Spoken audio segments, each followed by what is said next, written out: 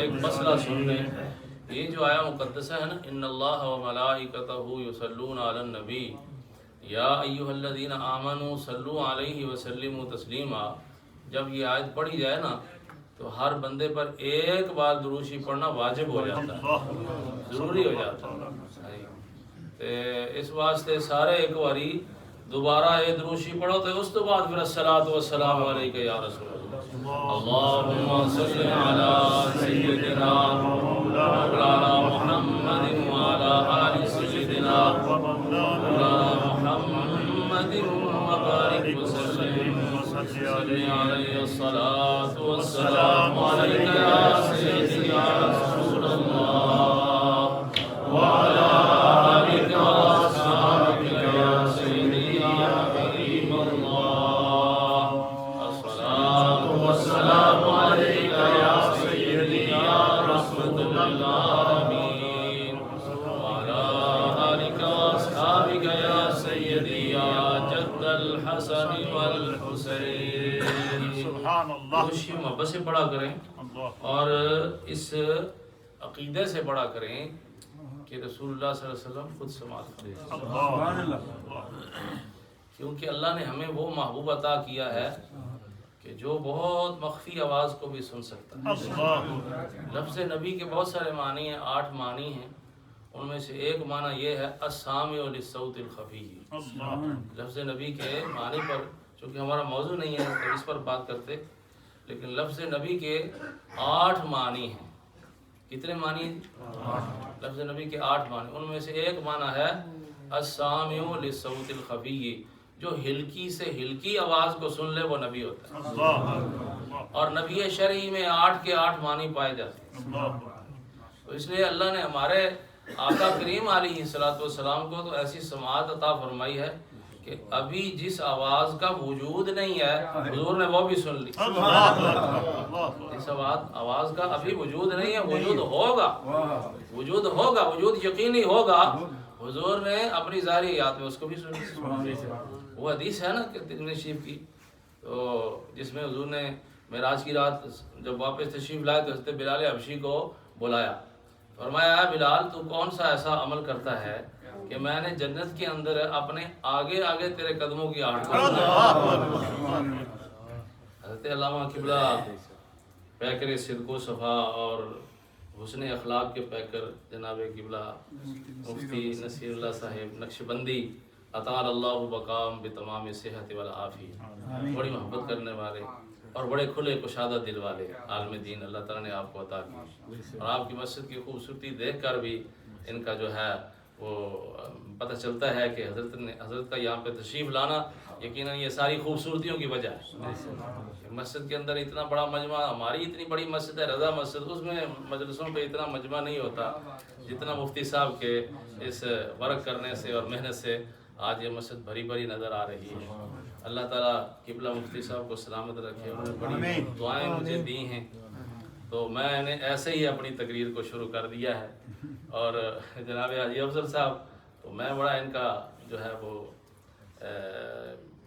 شوق رکھتا ہوں اور ذوق رکھتا ہوں کہ ان کی نعت کو سننے کا.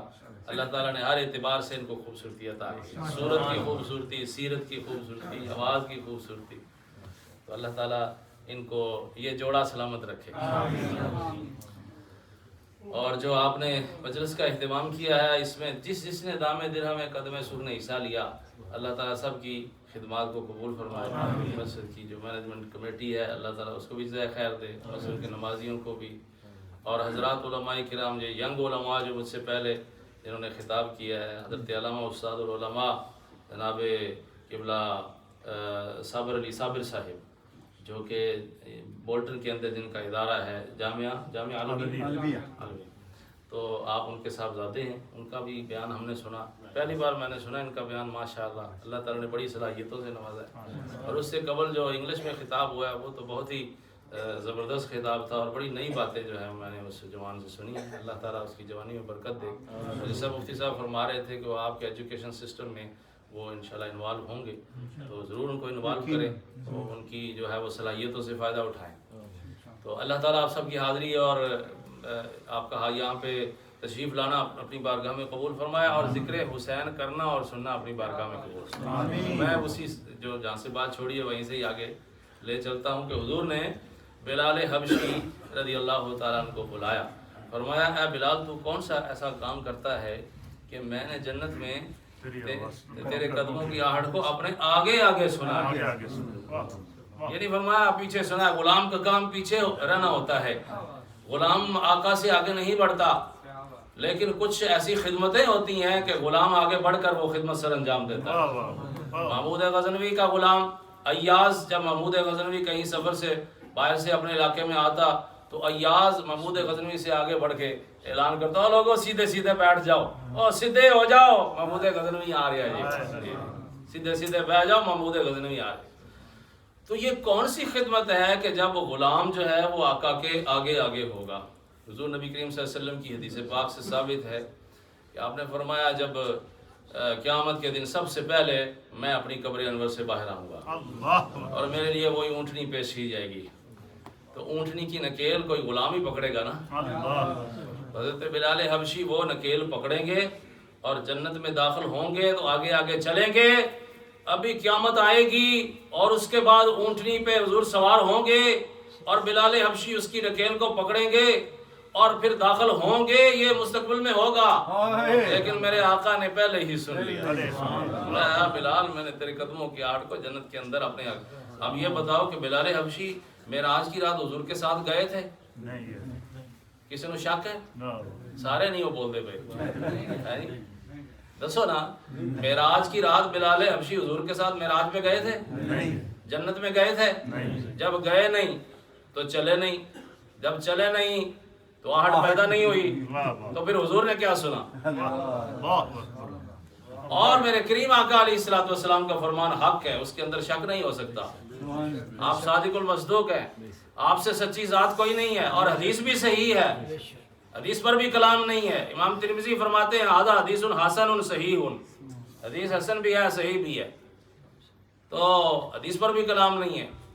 حضور نے فرمایا بلال حبشی تیرے قدموں کی آڑ کو میں نے اپنے آگے آگے سنا، اس کا مطلب یہ ہوگا، ضروری طور پہ ہوگا، ابھی ہوگا۔ حضور نے جب وہ سن لیا تو کیا ہمارے درود و سلام کو ابھی حضور نہیں سن سکتے؟ جس نبی کو اللہ تعالیٰ نے ایسی سماعت عطا کی ہے کہ ابھی وہ آواز پیدا نہیں ہوئی، حضور نے پہلے سن لی، تو یقیناً اس نبی کو اللہ تعالیٰ نے یہ بھی قوت عطا کی ہے کہ ہم یہاں سے درود و سلام کو محبت سے پڑھیں گے تو حضور اپنے روضہ انور کے اندر موجود ہو کر اس کو سنیں۔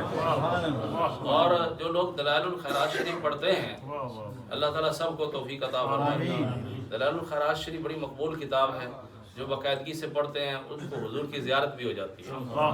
اس کے مقدمہ میں کچھ حدیثیں مذکور ہیں، ان میں ایک حدیث یہ ہے کہ جو بندہ ایسے ہی لاپرواہی میں درود شریف پڑھ دیتا ہے، فرشتے اس کے درود کو حضور کی بارگاہ میں پہنچا دیتے ہیں، فرشتے پہنچاتے ہیں۔ لیکن جو بندہ پاکیزہ ہو کر دل کی پاکیزگی، ظاہر کی پاکیزگی اور محبت کے ساتھ حضور کی بارگاہ میں درود شریف پڑھتا ہے، حضور خود اسے سماتے ہیں۔ یہ ابو داؤد شریف ماجہ شریف کی حدیث ہے، اور قاضی شوکانی بھی اس کو جو ہے وہ انہوں نے ذکر کیا، تحفۃ الذاکرین میں قاضی شوکانی نے ذکر کیا اس حدیث کو لائے۔ حضرت قاضی شوکانی جو ہے اہل حدیثوں کے امام ہے نا، اہل حدیثوں کے امام ہے نا، قاضی شوکانی بھی اس حدیث کو لائے ہیں، اور اس کی توثیق کی قاضی شوکانی نے۔ حضور نے فرمایا ما من احد یسلم علی الا رد اللہ علی روحی حتی ارد علیہ السلام۔ حضور نے فرمایا تم میں سے کوئی بھی مجھ پر سلام بھیجتا ہے، اللہ میری روح کو اس کی طرف متوجہ کر دیتا ہے۔ یہ ترجمہ بھی غلط ہے کہ اللہ میری روح کو لوٹا دیتا ہے، کہ بار بار اللہ تعالیٰ نکالتا لوٹاتا ہے، کہ اپنے محبوب کو تکلیف دیتا ہے نکالنے کی اور جو ہے وہ ڈالنے کی، نکالنے کی۔ ہر لمحہ کائنات کے اندر حضور پر درود و سلام پڑھا جاتا ہے، تو کیا ہر لمحہ اللہ تعالیٰ ڈالتا ہے نکالتا ہے؟ نہیں، ایسا نہیں ہے۔ ان الفاظ کا معنی یہ ہے کہ اللہ میری روح کو اس کی طرف متوجہ کر دیتا ہے، میں اس کے درود و سلام کو سنتا ہوں، حتی ارد علیہ السلام، اس کے سلام کا جواب بھی دیتا ہوں۔ امام نووی نے بھی اس کی توثیق کی ہے اس حدیث پاک کی، رجالہ ثقات، فرماتے ہیں اس کے سارے راوی ثقہ ہیں۔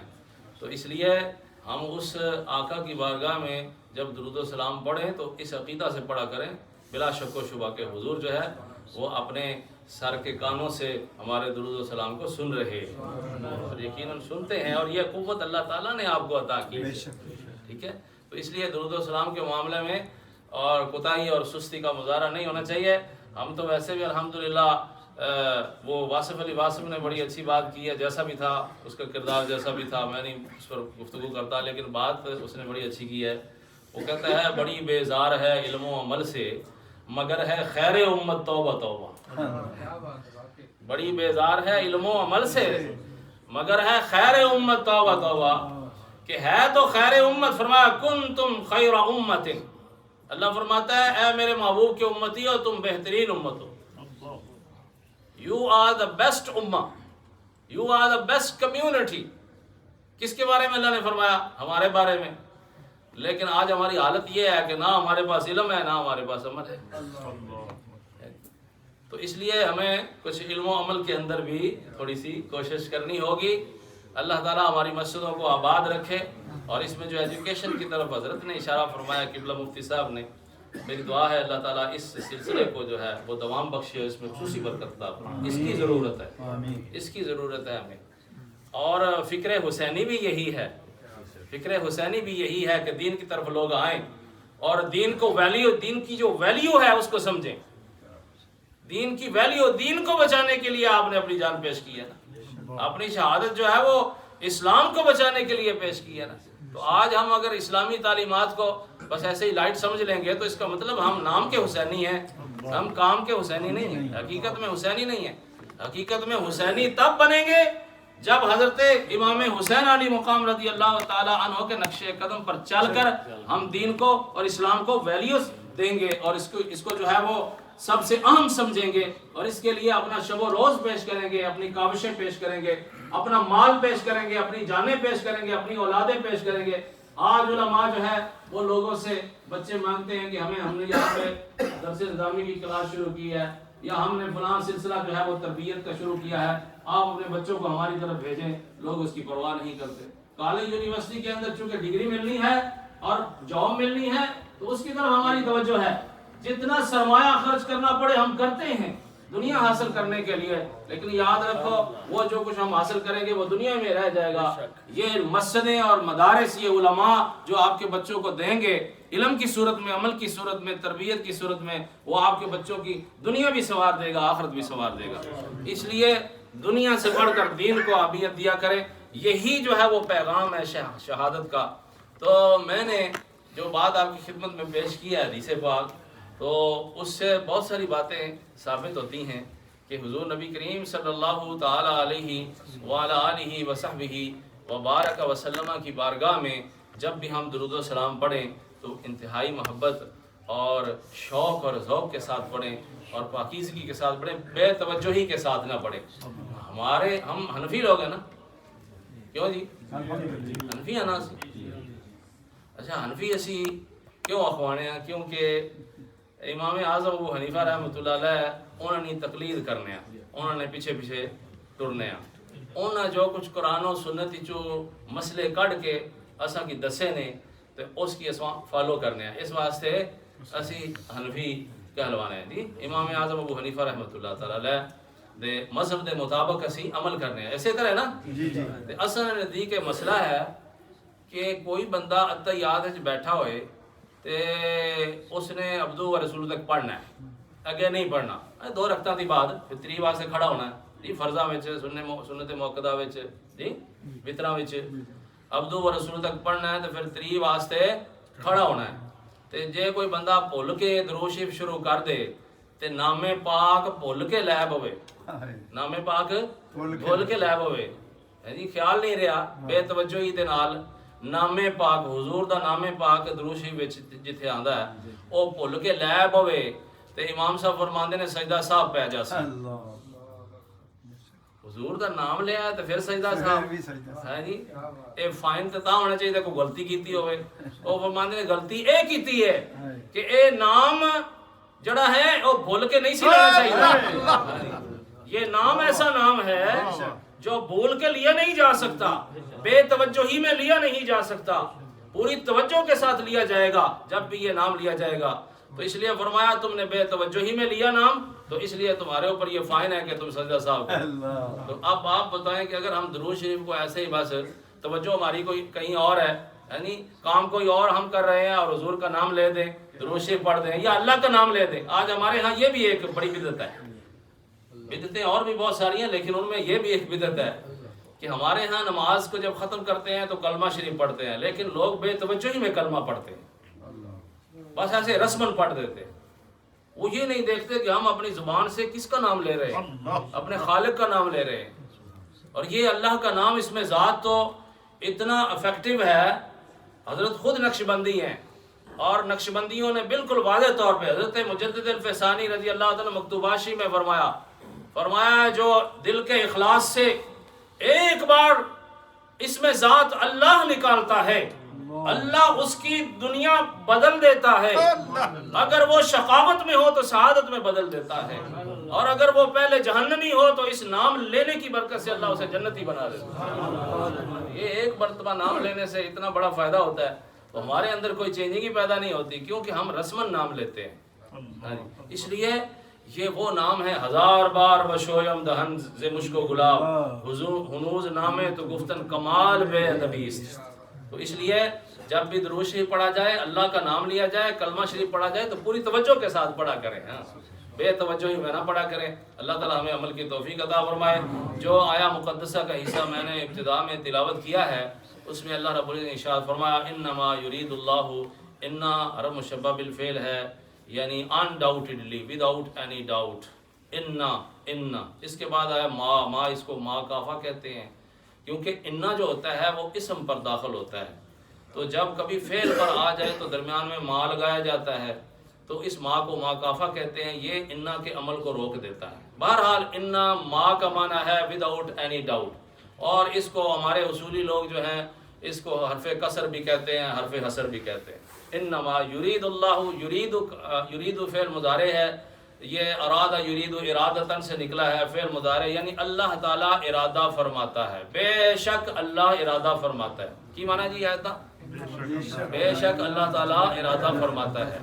اور اللہ کا جو ارادہ ہے بتاؤ، اللہ خود ازلی ہے اور ابدی ہے، اس کا ارادہ، اس کی جتنی صفات ہے، اللہ اپنی ذات اور صفات کے اعتبار سے ازلی بھی ہے، ابدی بھی ہے، ہمیشہ سے ہمیشہ تک ہے۔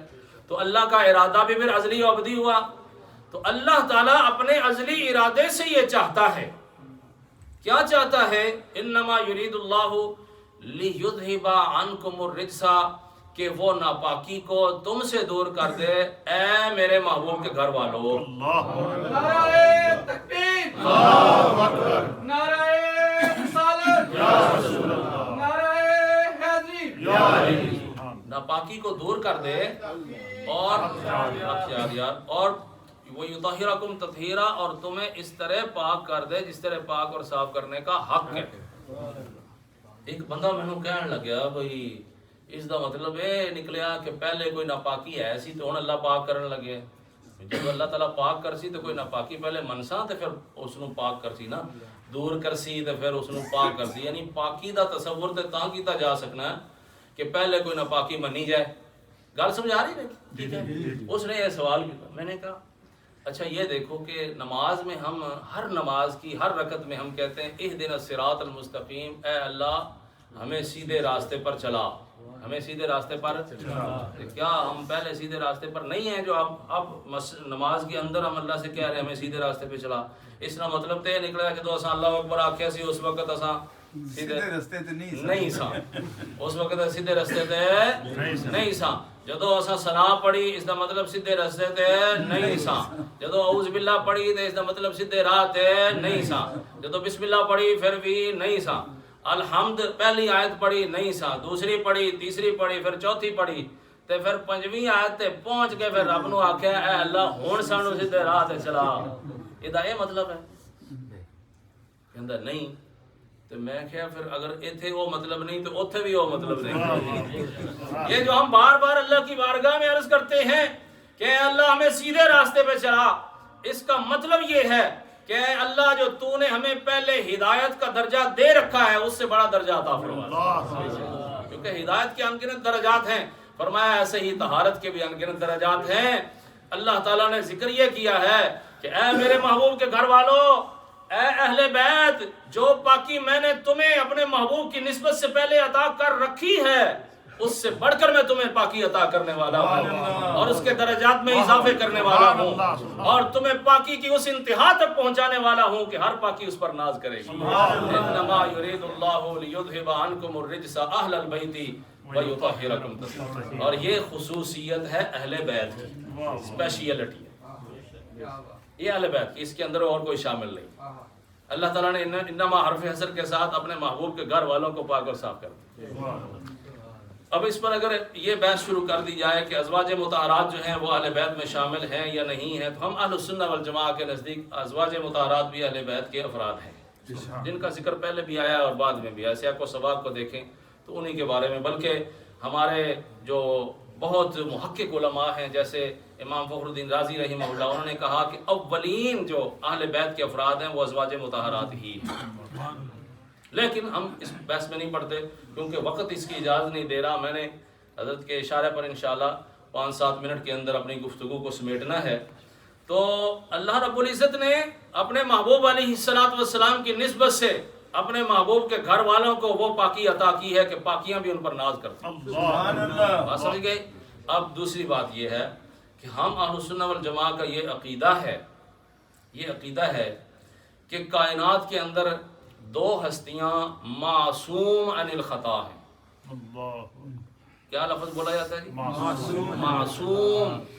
معصوم کا لفظ، معصوم عن الخطا۔ ہم اہل السنہ والجماعہ کے نزدیک 2 ہستیاں، ایک اللہ کے نبی اور دوسرے فرشتے۔ اللہ کے نبی اور اللہ کے فرشتے یہ دونوں معصوم عن الخطا ہیں۔ ان کے علاوہ اللہ تعالیٰ نے جس کو بھی گناہوں سے پاک رکھا، ناپاکیوں سے پاک رکھا، وہ معصوم عن الخطا نہیں ہے بلکہ وہ محفوظ عن الخطا ہے۔ یہ بھی ایک عقیدے کی بات یاد کر لو۔ اہل تشیع کے ہاں جو ہے وہ اہل بیت بھی معصوم عن الخطا ہے، جبکہ اہل السنہ والجماعہ کے نزدیک معصوم عن الخطا اللہ کے نبی ہیں یا فرشتے ہیں۔ اہل بیت اطہار کے بارے میں ہمارا یہ عقیدہ ہے کہ اللہ نے ان کو ہمیشہ محفوظ رکھا اور وہ ہر رجس سے، ہر ناپاکی سے، ہر گناہ سے پاک اور صاف ہیں، اور اللہ نے ان کو ایسی طہارت عطا کی ہے کہ ہر طہارت ان پر ناز کرتی ہے۔ محفوظ عن الخطا کی جو پہلی کیٹیگری ہے ان میں اہل بیت کے افراد آتے ہیں۔ اب جو لوگ اس سے عصمت کا عقیدہ نکالتے ہیں، اس آیت سے کہتے ہیں کہ اسی آیت سے ثابت ہوتا ہے لیطہرکم ویطہرکم تطہیرا، لیذھب عنکم الرجس اہل البیت ویطہرکم تطہیرا۔ اس آیت سے عصمت ثابت ہوتی ہے کہ اہل بیت بھی معصوم عن الخطا ہیں۔ اس آیت کو پڑھ کے عصمت کا عقیدہ ثابت کرتے ہیں جو لوگ، ان کو چاہیے کہ قرآن حکیم کی کچھ اور بھی آیتیں ایسی ہیں جن کے اندر یہی الفاظ ہیں، تو لہذا ان کو چاہیے کہ ان کے بارے میں بھی عصمت کا عقیدہ رکھیں۔ مثال کے طور پہ اللہ تعالیٰ نے جہاں وضو کا ذکر کیا ہے، غسل کا ذکر کیا ہے اور جہاں تیمم کا ذکر کیا ہے، یہ آیت نمبر 6 ہے سورہ مائدہ کی۔ یا ایھا الذین آمنوا اذا قمتم الی الصلاۃ فاغسلوا وجوہکم وایدیکم الی المرافق وامسحوا برؤوسکم وارجلکم الی الکعبین وان کنتم جنبا فطہروا وان کنتم مرضى او علی سفر او جاء احد منکم من الغائط او لامستم النساء فلم تجدوا ماء فتیمموا صعیدا طیبا فامسحوا بوجوہکم وایدیکم منہ ما یرید اللہ لیجعل علیکم من حرج ولکن یرید لیطہرکم۔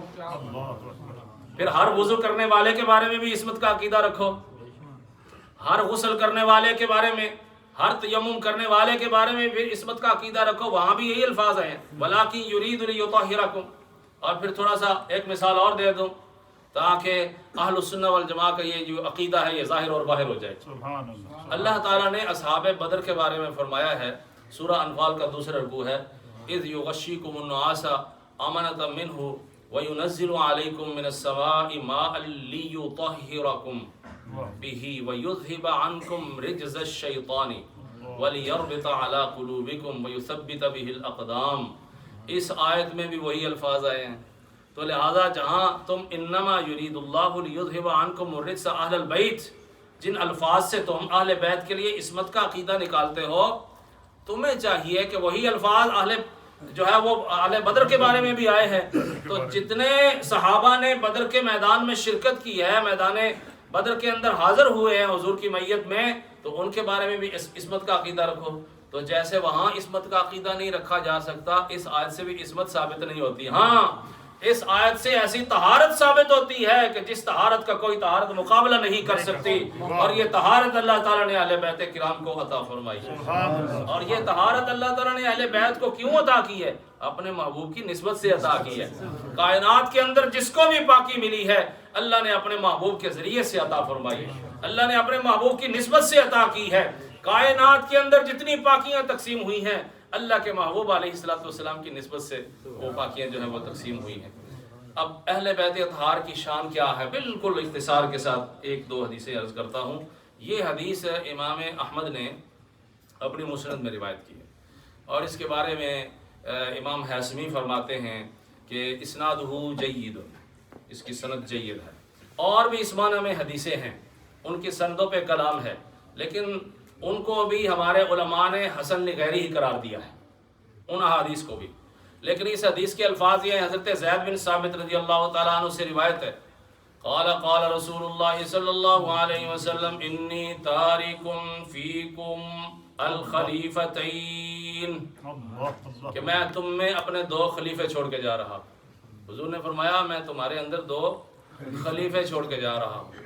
کتاب اللہ عز و جل، ایک اللہ کی کتاب ہے قرآن، حبل ممدود ما بین السماء والارض او ما بین السماء الى الارض، فرمایا یہ ایک ایسی مضبوط رسی ہے جو زمین کا تعلق آسمان سے جوڑتی ہے۔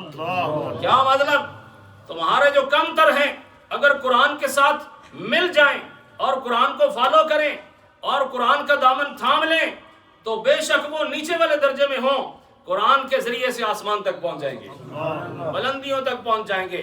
اور دوسرا معنی اس کا یہ ہمارے محدثین فرماتے ہیں، جو بندہ قرآن سے جڑ جاتا ہے اللہ تعالیٰ اس کو زمین سے اٹھا کے بلندیوں پہ جو ہے وہ پہنچا دیتا ہے، اور انسان جو ہے اس کا کنیکشن اس ذات کے ساتھ ہو جاتا ہے وہ جو سب سے بلند اور بالا تر ہے۔ آپ سمجھ گئے؟ فرمایا ایک چیز جو میں تمہارے اندر چھوڑ کے جا رہا ہوں، پہلا خلیفہ میرا وہ قرآن ہے، اور دوسرا عطرتی اہل بیتی، فرمایا میں اپنی اولاد کو چھوڑ کے جا رہا ہوں، اپنی اہل بیت کو تمہارے اندر چھوڑ کے جا رہا ہوں۔ وَإِنَّهُمَا لَن يَفْتَرِقَا، یہ کبھی جدا نہیں ہوں گے۔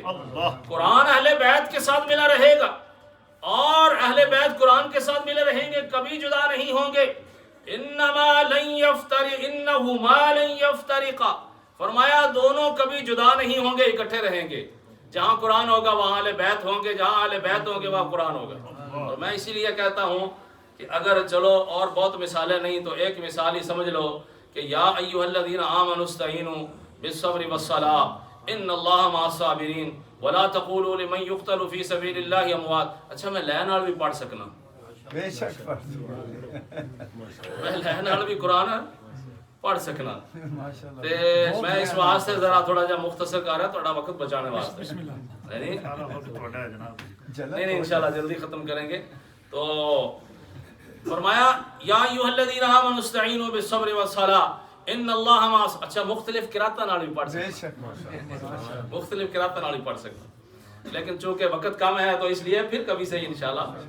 تو فرمایا یا ایھا الذین آمنوا استعینوا بالصبر والصلاۃ ان اللہ مع الصابرین ولا تقولوا لمن يقتل في سبيل الله اموات بل احیاء ولكن لا تشعرون ولنبلونکم بشیء من الخوف۔ یہ جتنی آیتیں ہیں اگر ان کی عملی تفسیر دیکھنی ہو تو کربلا کا جو وہ منظر دیکھ، یا ایھا الذین آمنوا استعینوا بالصبر والصلاۃ، اے ایمان والو صبر اور نماز سے مدد طلب کرو۔ بعض بندے آخنے نے اللہ تی سوا کسی کو مدد طلب کرنا شرک۔ اللہ فرمانا ہے کہ یا ایھا الذین آمنوا استعینوا بالصبر والصلاۃ، صبر کو بھی مدد منگو تے نماز کو بھی مدد منگو، لیکن میں کنہاں نے نال ہاں؟ ان اللہ مع الصابرین، میں صبر کرنے والے نے نال ہاں۔ اچھا ہن چلو کربلا نے میدان وچ ادھر بھی اذان ہو رہی سی، ادھر بھی اذان ہو رہی سی، اتھے بھی اقامت ہو رہی تھی، یزیدی خیمیاں دے اندر بھی اقامت ہو رہی سی، حسینی خیمیاں وچ بھی اقامت ہو رہی سی، اتھے بھی جماعت ہو رہی سی، اتھے بھی جماعت ہو رہی سی، اتھے بھی اللہ اکبر دیاں صداواں بلند ہو رہی سن، اتھے بھی اللہ اکبر دیاں صداواں بلند ہو رہی سن۔ اگر اللہ تعالیٰ یہ فرما دینا کہ میں نمازیاں دے نال پتہ نہ چل سکتا اللہ حسینیاں نال ہے یا یزیدیاں نال ہے، اللہ تعالیٰ نے خود ہی فیصلہ فرما دیتا، ان اللہ مع الصابرین، سبحان اللہ، انہوں نے نالا جنہاں کو صبر ہے تو چیک کر لو صبر پھر کتے سی، صبر حسینیہ کون سی، اللہ تعالیٰ نے فیصلہ فرماتا میں حسینیہ دے نال ہوں، میں نمازیاں نال نہیں ہوں بلکہ میں انہوں دے نال ہوں جنہاں کو صبر دی دولت ہے۔ صبر کس خاندان نے کیتا، پھر صبر بھی دیکھو یہ ہو جا صبر بھی کدے نظر نہیں آوندا، اہل بیت کرام حضرت سیدہ فاطمہ الزہرا رضی اللہ تعالیٰ عنہ نے صبر کیتا، کتنا بڑا صبر ہے، حضور نبی کریم صلی اللہ تعالیٰ علیہ وسلم نے پردہ فرمایا صبر کیتا، جی حضور نے پردہ فرمایا صبر کس نے کیتا، سیدہ فاطمہ ورنہ عورتاں دے حالات بگڑ جاندے، اساں نہیں عورتاں دیکھو کوئی گھر چ فوت ہو جاوے تے پٹن لگ پیندیاں ہاں جی، نوحہ کرن لگ پیندیاں نے، کپڑے پھاڑن لگ پیندیاں نے ہاں جی، اپنے وال جڑے نے وہ نوچن لگ پیندیاں نے، دوپٹے اتار دیندیاں نے جی، لیکن اے صبر دیکھو، اے صبر دی مثال صرف اور صرف تانوں حضرت سیدہ فاطمہ الزہرا رضی اللہ تعالیٰ عنہ آپ دے کردار سے نظر آوے گی۔ آپ نے صبر کیتا، حضرت امام حسن مجتبی حضرت امام نے آپ نو زہر دیتا گیا، کلیجہ کٹ کٹ کے باہر آ رہے ہیں لیکن صبر کر رہے ہیں، تاکہ پتہ سی بھی کنے دیتا ہے زہر، پتہ سی لیکن زہر نہیں فرمایا، سبحان اللہ، ایک کردار ہے اہل بیت کرام۔ آج تھوڑی جی کسی ولو تکلیف آ جائے نا تے اساں نے بندے فخر کرنے نا وہ تکے میں اس کی موقع ماری آیا جی جی، میں اس کی تھپڑ ماری چھوڑیا، پھر آ کے فخر کرنے، ایک پیڑا کام کیتا پھر اتنے فخر بھی کیتا، ایک غلط کام کیتا تو پھر آ کے فخر بھی کیتا کہ میں بڑا چنگا کام کر کے آ گیا۔ ہمیں کوئی تھوڑی سی تکلیف دے دے تو ہم صبر نہیں کرتے جب تک بدلہ نہ لے لیں، اور یہ امام حسن مجتبی ہیں کہ زہر دے دیا گیا اور آپ کو معلوم بھی تھا کہ کس نے زہر دیا ہے لیکن آپ نے اس کا نام نہیں لیا، معاملہ اللہ کے سپرد کر دیا، یہ کیا صبر ہے، سبحان اللہ۔ یہ صبر کی مثال صرف حضرت امام حسن مجتبی میں نظر آتی ہے، اور پھر آگے چلتے جاؤ کربلا کے میدان میں جو صبر کی جو ایک ڈسپلے ہے اور ایک پکچر ہے وہ تو کائنات میں کہیں نظر نہیں آتی، یعنی چھوٹوں کو بھی قربان کر دیا، بڑوں کو بھی قربان کر دیا، پورے خاندان کو اللہ کی راہ میں جو ہے وہ قربان کر دیا، لیکن ناشکری کا کلمہ زبان پہ نہیں لائے، ناشکری کا کلمہ زبان میں، یہی صبر ہے۔ تو اللہ تعالیٰ نے فرمایا ان اللہ مع الصابرین، میں صبر کرنے والوں کے ساتھ۔ حضور نے فرمایا یہ دونوں کبھی جدا نہیں ہوں گے، قرآن اہل بیت سے جدا نہیں ہوگا، اہل بیت قرآن سے جدا نہیں ہوں گے۔ قرآن وجہ کیا ہے؟ قرآن ایک تھیوری دیتا ہے، ایک نظریہ دیتا ہے، اور اس کو پریکٹیکل کر کے دکھانے والے اہل بیت ہیں۔ اس لیے حضور نے اپنے اہل بیت کو قرآن کے ساتھ ملایا کہ قرآن ایک تھیوری دے گا، ایک نظریہ دے گا، اس کو جب تک پریکٹیکلی ثابت نہیں کیا جاتا دنیا مانتی نہیں ہے۔ حضور نے اپنے اہل بیت کو قرآن کے ساتھ اس لیے ملایا کہ قرآن جو ہے وہ جو خطاب کرتا ہے، جو تقریر کرتا ہے وہ ساکت ہوتی ہے، اس کے ساتھ ایک ناطق کو ملا دیا جائے تاکہ وہ بیان کر دے کہ قرآن کے اس لفظ کا کیا معنی ہے، اس آیت کی کیا تفسیر ہے۔ اللہ کے محبوب صلی اللہ علیہ وسلم نے اپنے اہل بیت کو قرآن کے ساتھ اس لیے ملا دیا کہ قرآن خاموشی سے بتائے گا اور اس کو ایکسپلین کرنے والے اہل بیت وہ بھی اپنی زبان سے نہیں بلکہ اپنے عمل سے اس کو ایکسپلین کریں گے۔ اس لیے دونوں فرمایا لن یفترقا، کبھی جدا نہیں ہوں گے، حتی یریدا علی الحوض، یہ الفاظ بھی حدیث پاک ہے۔ حوض کوثر پر حضور نے فرمایا میں موجود ہوں گا تو حوض کوثر پر دونوں اکٹھے آئیں گے، یعنی قیامت تک اکٹھے رہیں گے، بلکہ قیامت و حشر کے میدان میں بھی اکٹھے رہیں گے۔ قرآن اہل بیت کے ساتھ رہے گا، اہل بیت قرآن کے ساتھ رہیں گے، سبحان اللہ۔ اور یہ بھی روایت عرض کر کے بات کو ختم کرتا ہوں، یہ روایت جو حضرت نے اشارہ فرمایا یہ ابن عساکر نے لکھی ہے، اور اس کے راوی جو ہیں وہ منہال بن عمر ہیں۔ وہ فرماتے ہیں کہ جب دمشق کے اندر سر حسین کو نیزے پہ بلند کیا گیا تو اس وقت قاری قرآن یہ آیت پڑھ رہا تھا، ان اصحاب الکہف والرقیم كانوا من آیاتنا عجبا، کہ اصحاب کہف کی نشانی بڑی عجیب نشانی ہے، اصحاب کہف کی نشانی اللہ کی نشانیوں میں سے بڑی عجیب نشانی ہے۔ حضرت منہال بن عمر فرماتے ہیں کہ ہم نے سر انور کو دیکھا کہ وہ نیزے کی نوک پہ ہے، لیکن ہونٹوں میں جنبش پیدا ہوئی۔ جب یہ آیت پڑھی گئی تو ہونٹوں میں جنبش پیدا ہوئی، اور ہم نے بڑے فصیح الفاظ کے اندر، بڑے واضح الفاظ میں سر انور سے یہ الفاظ سنے کہ سر انور سے یہ آواز آ رہی تھی کہ تم سمجھتے ہو اصحاب کہف کی نشانی اللہ کی بڑی نشانی ہے، لیکن میرا قتل کیا جانا، مجھے شہید کیا جانا اور میرے سر کو نیزے کی نوک پہ چڑھایا جانا، یہ اصحاب کہف سے بھی زیادہ عجیب نشانی ہے۔ نعرہ حیدری، اعجب من اصحاب الکہف قتلی و حملی، فرمایا تم یہ سمجھتے ہو اصحاب کہف کی نشانی بڑی نشانی ہے، مجھے شہید کیا جانا، میرے سر کو نیزے کی نوک پہ چڑھایا جانا، یہ اصحاب کہف سے بھی بڑی نشانی۔ حضرت عبداللہ بن زبیر کی روایت میں یہ ہے کہ نبی مکرم علیہ السلام نے ارشاد، یہ امام بزار نے اس کو روایت کیا، تو یہ روایت بھی صحیح ہے۔ فرمایا مثل اہل بیتی، میرے اہل بیت کی مثال مثل سفینۃ نوح، حضرت نوح علیہ السلام کی کشتی کی طرح ہے، کشتی کی طرح، من راکبہا سالمہ، اور ایک روایت میں نجا، فرمایا جو اس میں سوار ہو گیا، جس نے میرے اہل بیت کے دامن کو تھام لیا، فرمایا نجات پا گیا، سلامتی حاصل ہو گئی، دنیا کے اندر بھی سلامت ہے اور آخرت میں بھی سلامت ہے، اور ایمان کی سلامتی کے ساتھ جائے گا۔ لفظ سالمہ آیا ہے، اس لیے حضرت مجدد پاک علیہ الرحمہ آپ کے والد گرامی کا جب آخری وقت آتا ہے تو آپ ان کو بلاتے ہیں، حضرت مجدد پاک کو، فرماتے ہیں بیٹا ایک بات یاد رکھنا، اہل بیت کی محبت کو ایمان کی موت کے ساتھ بڑا دخل ہے۔ فرمایا اہل بیت کی محبت کو ایمان کی موت کے ساتھ بڑا دخل ہے۔ جو لوگ اہل بیت کے ساتھ محبت کرتے ہیں یقیناً ان کے آخری وقت میں کلمہ طیبہ نصیب ہوتا ہے اور ایمان لے کر جاتے ہیں۔ اور یہ ثمرہ کب ملتا ہے؟ جب اہل بیت کے ساتھ محبت ہوتی ہے، اہل بیت کے ساتھ۔ فرمایا میرے اہل بیت سفینہ نوح کی طرح ہے، جو اس میں سوار ہو گیا وہ نجات پا گیا، وہ سلامتی پا گیا، اور جو جس نے اس کو من ترکہا غارقہ، یہ الفاظ اس روایت کے ہیں، اور بعض روایتوں من تخلف عنہا کے الفاظ بھی ہیں، جو اس سے پیچھے رہ گیا، جس نے اس کو ترک کر دیا، چھوڑ دیا، سوار نہ ہوا، فرمایا وہ غرق ہو گیا، وہ غرق ہو گیا۔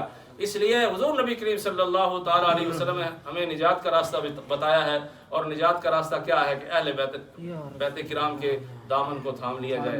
حضرت سیدنا عمر بن خطاب رضی اللہ تعالیٰ سے بہت کم احادیث مروی ہیں، کیونکہ ان کی جاب اور تھی، ان کی جاب اور تھی، ہر صحابی کی الگ الگ جاب تھی، یعنی تو حضرت عمر بن خطاب رضی اللہ تعالیٰ عنہ سے ایک روایت ہے، آپ فرماتے ہیں کہ نبی مکرم علیہ السلام نے ارشاد فرمایا کہ ینقطع یوم القیامت کل سبب و نسب الا سببی و نسبی۔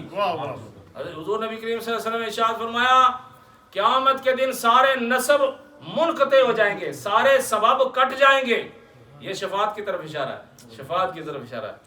فرمایا سارے اسباب بھی کٹ جائیں گے اور سارے نسب بھی ختم ہو جائیں گے، لیکن میرا سبب بھی قائم رہے گا، میرا نسب بھی قائم رہے گا، یعنی میرے ساتھ جو رشتہ داری ہے جن کی، اس رشتہ داری کو قیامت کے دن بھی اہمیت دی جائے گی اور اللہ کے ہاں اس کو قبولیت نصیب ہوگی۔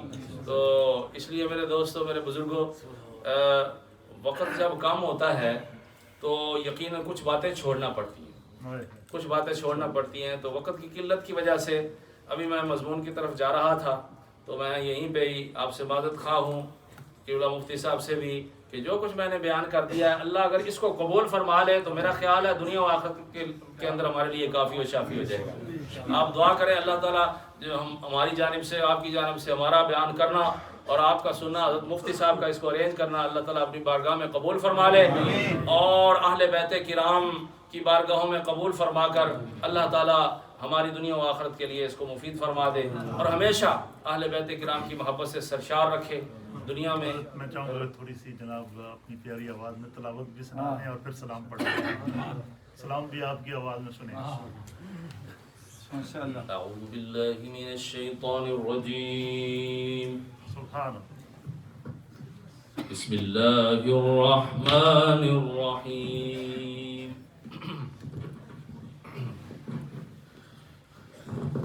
يا أيها الذين آمنوا استعينوا بالصبر والصلاة إن الله مع الصابرين. سبحان الله سبحان الله. ولا تقولوا لمن يقتل في سبيل الله أموات بل أحياء ولكن لا تشعرون. ولنبلونكم بشيء من الخوف والجوع ونقص من الأموال والأنفس والثمرات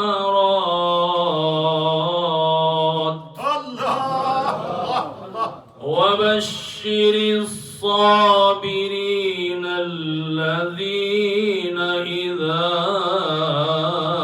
أصابتهم مصيبة قالوا إنا لله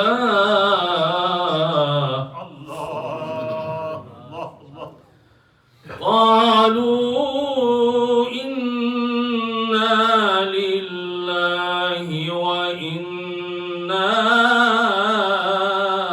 إليه راجعون.